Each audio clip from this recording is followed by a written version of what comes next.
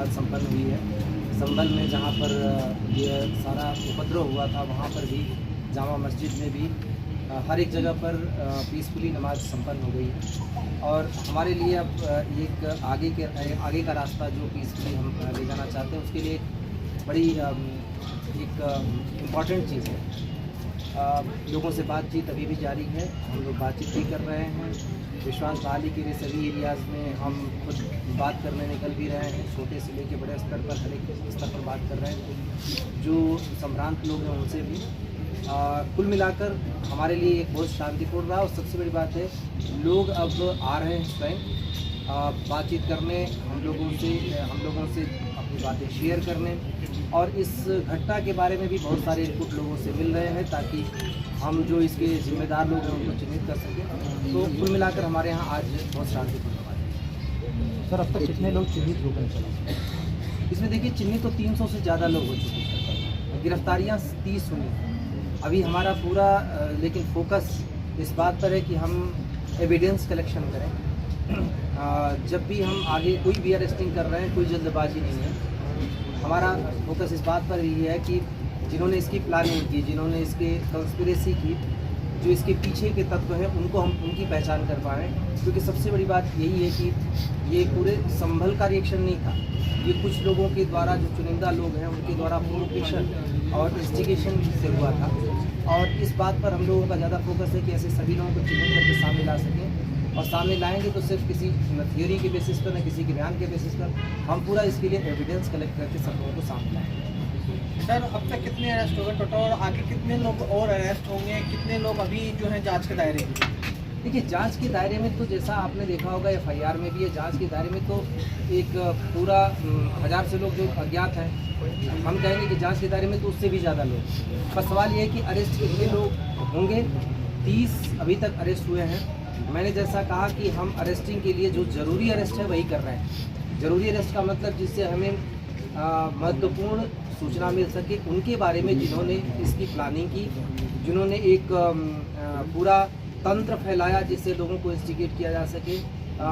कुल 4.5 साल 5 साल बाद इस तरीके की घटना हुई है। तो और इसके पीछे उद्देश्य क्या है ये भी हम जानने की कोशिश कर रहे हैं। इन सारी चीज़ों को एक साथ जब हम जो भी ज़रूरत होगी इनको जानने के लिए तभी हम कोई अरेस्ट कर सकते हैं। सर, कल आपने बयान दिया था कि कोई पत्थर फेंकेगा तो हम फूल नहीं बरसाएंगे, तो एक तरह से ये उन सवालों का भी जवाब था जो पुलिस प्रशासन पर उठ रहे हैं। देखिए पुलिस प्रशासन पे जो सवाल उठे हैं उन सब के बारे में मैंने बड़ा डिटेल बताया है। सीधी सी बात है, आप वहाँ देखिए जिस जगह पर ये घटना हुई, जामा मस्जिद की सीढ़ी जहाँ से वो चढ़ने की है बहुत थोड़ी ही दूरी पर थी। लोग उस सीढ़ी पर चढ़ने की कोशिश कर रहे हैं। तो उद्देश्य क्या था? जो सर्वे की टीम है उसके ऊपर हमला करना रहा होगा, या हो सकता है उससे ज़्यादा रहा हो सकता है स्ट्रक्चर को ही नुकसान पहुँचाना चाह रहे हो। कई सारी चीज़ें थी जिसको पुलिस ने रोक दिया और समय रहते रोक दिया। बात ये है कि हमने जिस तरीके जो स्टेज होते हैं वो सारे स्टेज को अपनाया। एहतियातन जो कदम बरतने थे वो बरते। पूरी दुकानें बंद करवाई, कैमराज लगवाए, ड्रोन कैमरा लगवाए, छतों पर पुलिस तैनात की, 5 कंपनी PSC तैनात की, सब जगह बैरिकेडिंग की। जो महत्वपूर्ण चीज़ें, इशारा साफ था कि कोई इधर ना आए। अब जैसा कहा जा रहा है कि एक साथ इतने सारे लोग इकट्ठे हो गए, प्रशासन को अंदाज़ा नहीं चला। वहाँ पे लोग घूम रहे होंगे तो क्या सारे लोगों को पकड़ के कह लेंगे भाई तुम उधर इकट्ठा तो नहीं होगे, तभी कहा जाएगा कि दमन किया जा रहा है। बहुत सीधी सी बात है, जो इनपुट था उसके हिसाब से लोगों को विश्वास में लेकर जो भी चीज़ हम कर सकते थे हमने किया। अब उधर से पथराव हुआ। पथराव जब होता है या अनरेस्ट क्रिएट करने की कोशिश होती है, इस तरह का उपद्रव होता है, तो उसके लिए नॉर्म्स हमारे हैं। उन नॉर्म्स के अंतर्गत चले। पहले समझा के वापस किया, फिर लाठी चार्ज किया, आंसू गैस के गोले छोड़े, पैलेट गन चलाई, बहुत सारी जो चीज़ें थी। और सबसे बड़ी हमारी सफलता है कि न तो हमने इसको फ्लेयर अप होने दिया, हमने एक बहुत कम समय में इसको कंट्रोल भी कर लिया, और सबसे इम्पॉर्टेंट चीज़ है कि उसके बाद कोई भी चीज़ नहीं होती। ये हमसे ज़्यादा यहाँ संभल के लोगों की सफलता है कि उन्होंने समय रहते इन सब चीज़ों को पहचाना, हमारा सहयोग किया, विश्वास बहाली एक हुई, और उसके बाद हम इसको कंट्रोल करने में सफल रहे। तो प्रशासन और संभल के लोग कहीं पे भी असफल नहीं रहे। हाँ, एक घटना जरूर हुई जो बड़ी दुर्भाग्यपूर्ण थी, जिसने संभल को काफ़ी पीछे कर दिया, और हमारी पूरी कोशिश है कि उसको हम इसके आगे ले जाएं। कमिश्नर साहब, जिस तरह से ये हो रहा है कि समाजवादी पार्टी का जो डेलीगेशन है उसने कहा कि कल वो संभल आएंगे, उसको लेकर क्या तैयारी है?